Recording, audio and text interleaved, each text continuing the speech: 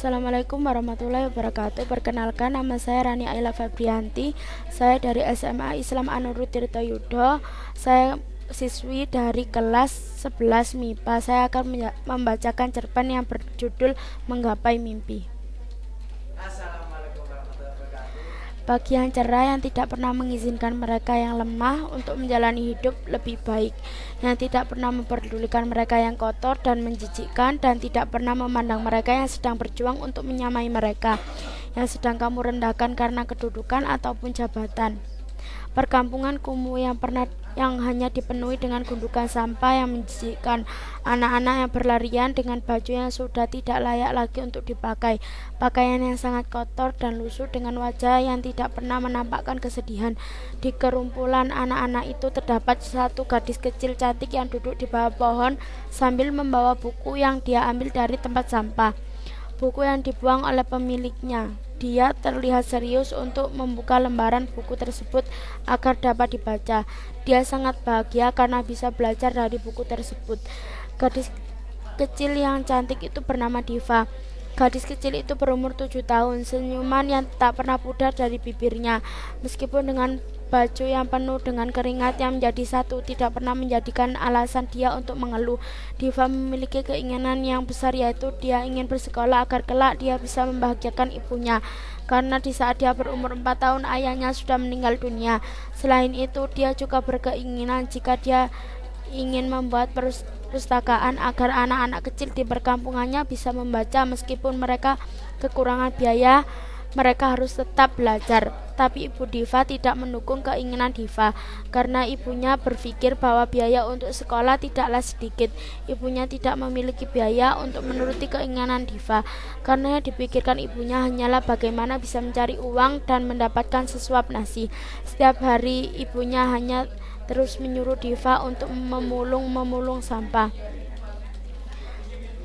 Pernah suatu saat, dengan terik yang begitu menyengat, Diva melakukan aktivitasnya, yaitu memulung sampah. Dengan senyum yang tidak pernah pudar, dia selalu bersemangat untuk mengambil sampah-sampah tersebut. Karena pagi tadi dia tidak bersarapan, dia tidak memiliki sepeser pun uang untuk membeli makan. Dia merasa lemas dan lelah. Akhirnya dia memutuskan untuk beristirahat. Saat beristirahat, dalam hati kecil Diva berkata, semoga Diva suatu saat nanti akan sukses, bukan hanya untuk membeli makan, bahkan Diva akan berbagi kepada mereka yang bernasib sama dengan Diva.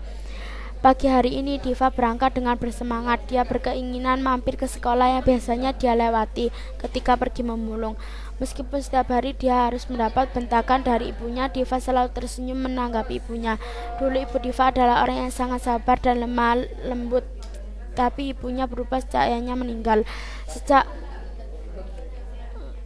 Setelah karung yang dibawa sudah terisi penuh, dia pergi menuju sekolah dasar yang sering dia datangi. Dia berharap agar dapat masuk ke perpustakaan sekolah itu, tapi sampai kapanpun dia tidak akan pernah bisa.